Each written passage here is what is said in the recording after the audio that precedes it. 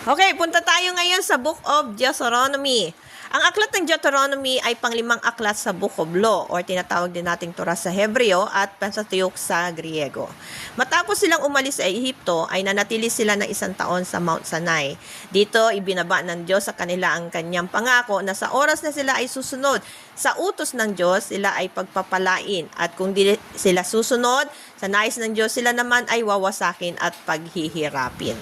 Sinabi rin ni Moses sa kanila ang kahalagahan ng pagsasapuso ng mga utos ng Diyos. Bigit sa lahat ay ang pagtupad dito para sa susunod na henerasyon upang ang buhay ng susunod na henerasyon ay manatiling kumikilala at tapat sa Diyos na kanilang sinasamba. Ang aklat ng Deuteronomy ay nagmula sa Griegong salita na Deuteronomion na ibig sabihin ay for mga minor laws. At ito ay nakasentro sa pangako ng Diyos na kapag sila ay tumupad, sila ay pagpapalain at sumpa naman kapag hindi sila marunong sumunod. Ang chapter 1 to 3 ay naitala ang mga pagsuway ng mga rebeldeng Israel sa Diyos na hindi dapat nila ginagawa sa harapan ng Diyos, na nagbigay sa kanila ng habag, pagliligtas, protection, and provision. Ang chapter 4 to 11 naman ay ang pakikipag-usap ni Moses na maging tapat sa Diyos at huwag nang magreklamo.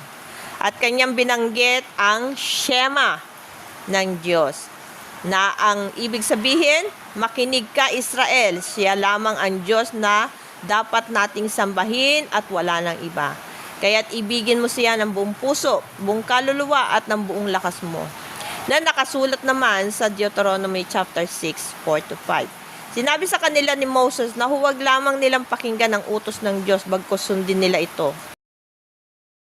Sinabi rin niya na kung talagang nagmamahal sila sa Diyos, huwag gawin ito out of emotion, kundi pagdesisyonan talagang sundin ang utos ng Diyos kahit na marihirap makasunod.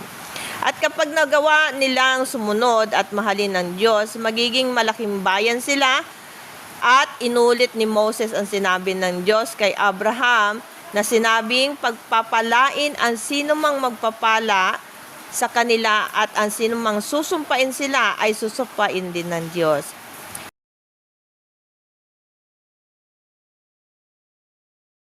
Pinaalala din ni Moses na kapag nakapasok na sila sa Kanaan, ay huwag silang sasamba sa mga Diyos-Diyosan na meron sila doon, sapagkat ito ay isang karumal-dumal na pagsamba. At kung di sila susunod, sa nais ng Diyos sila naman ay wawasakin at paghihirapin. Bagamat alam na nila ang kasasapitan ng di nila pagsunod, ay nanatili pa din silang sumusuway sa Diyos.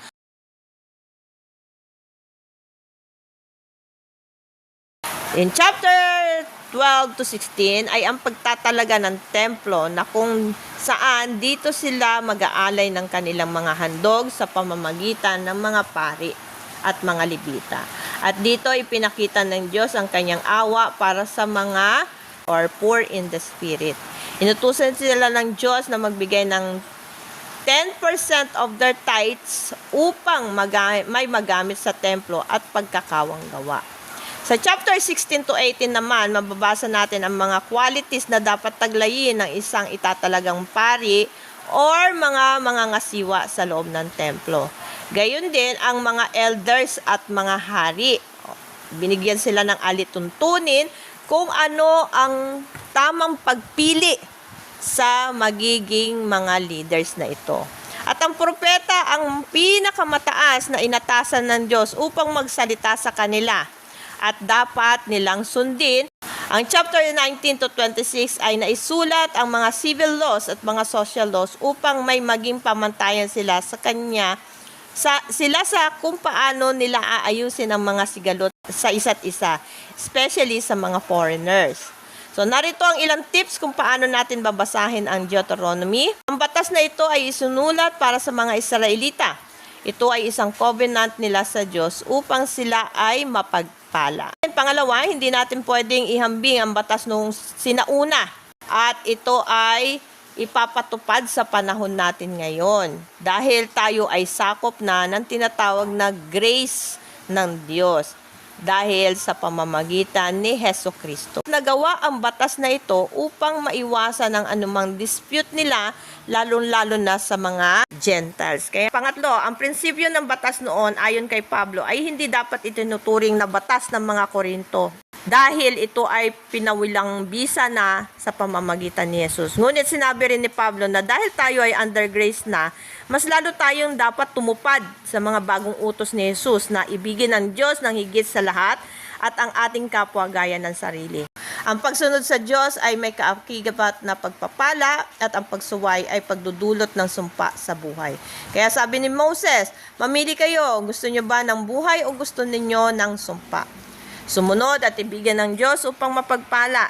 Sinabi ito ni Moses upang paalalahanan sila na kapag namatay siya, ay huwag nilang lilimutin ang Diyos. Dapat nilang sabihin sa mga susunod na henerasyon ang tagubilin ng Diyos upang sila ng mga next generation ay patuloy na magkaroon ng saganang buhay.